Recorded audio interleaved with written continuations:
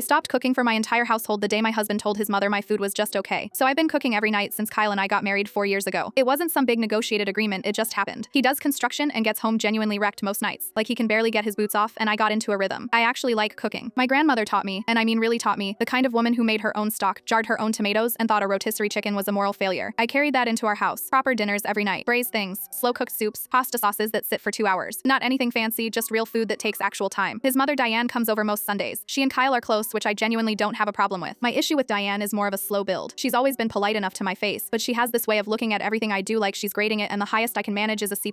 First time I made her my grandmother's braised short ribs, she ate 2 full plates and then said, "That's an interesting approach." I've thought about that sentence probably more than I should have. 3 weeks ago she came over for Sunday dinner. I made chicken marsala, proper chicken marsala, pounded thin, dredged, cooked in actual wine with mushrooms, not anything from a jar, roasted potatoes, a big green salad. I was in the kitchen for almost 2 hours. The whole house smelled incredible. Diane sat at the table with Kyle the entire time I was cooking, which I'm used to. She had 2 helpings, cleaned her plate both times. Nobody said much about the food, but I figured 2 plates was its own answer. She left around 8 p.m. I was doing dishes, hands still warm from the stove, when I heard Kyle on the phone in the living room. He always calls her when she leaves to make sure she got home okay, which I actually think is a sweet habit. Our house isn't that big. I heard him laughing, heard them chatting, and then I heard her say something I couldn't quite make out, probably asking about dinner, and then I heard Kyle say, "Oh, it's fine, yeah, you know, just okay. Nothing crazy." Then, I don't know, like fills you up. Nothing you'd write home about. I stood there with the sponge in my hand. Then I finished washing the dishes. He came back in a few minutes later, put his hand on my shoulder, asked if I was tired. I said yes. He kissed the top of my head and went to watch TV. I didn't cook Monday. Didn't say anything about it, just didn't do it. Kyle got home around 5:30. "Are we eating?" he said. "I figured you could handle it tonight," I said. He waited. "Should I order something?" "If you want." He got pizza. We ate it on the couch. Fine. Tuesday I stayed late at work on purpose. Got home around 7 p.m. He'd made himself scrambled eggs. He asked how my day was. Normal night. Wednesday he came home and started poking around the cabinets, I think actually trying to cook something. He ended up doing pasta with jarred sauce and asked if I wanted some. I said sure. Halfway through dinner he said, "This isn't really the same." "No," I said. He looked at me. "Is something going on?" "I just haven't been feeling like it." He said okay. But Thursday Diane called me directly, which she almost never does. A few minutes of small talk, then she mentioned Kyle had told her I hadn't been cooking lately and asked if everything was all right. I said, "I heard what Kyle said to you Sunday night on the phone, that the food was just okay. Nothing you'd write home about." Silence on her end. "I've been cooking for this house every single night for 4 years," I said. 2 hours on Sunday for that chicken marsala, so I'm taking a break while I figure out if I want to keep doing that. She said she was sure he didn't mean it the way it sounded, that he was probably just tired. "How else do you mean it?" I said. She didn't have an answer. She said she'd talk to him. He came home that night with flowers. I thought that was sort of telling actually, that his first instinct was flowers instead of just asking me what I heard. He stood in the kitchen holding them and said he called her when she left and was just talking, that it came out wrong, that he didn't mean it. "What would the right version have been?" I asked. "I don't know, I wasn't really thinking." "I want to know what you actually think," I said, "because I'd rather know now than spend 2 hours every Sunday cooking for someone who thinks it's nothing special." He said the chicken marsala was amazing, that everything I make is good, that he doesn't know why he said it. Then he got quiet for a second and said, "I think maybe she was making a comment about it and I just kind of went along with it." And there it was. "So it's easier to tell her the food is just okay than to tell her it's not," I said. He didn't say anything. I took the flowers. They're still on the counter. I haven't cooked since.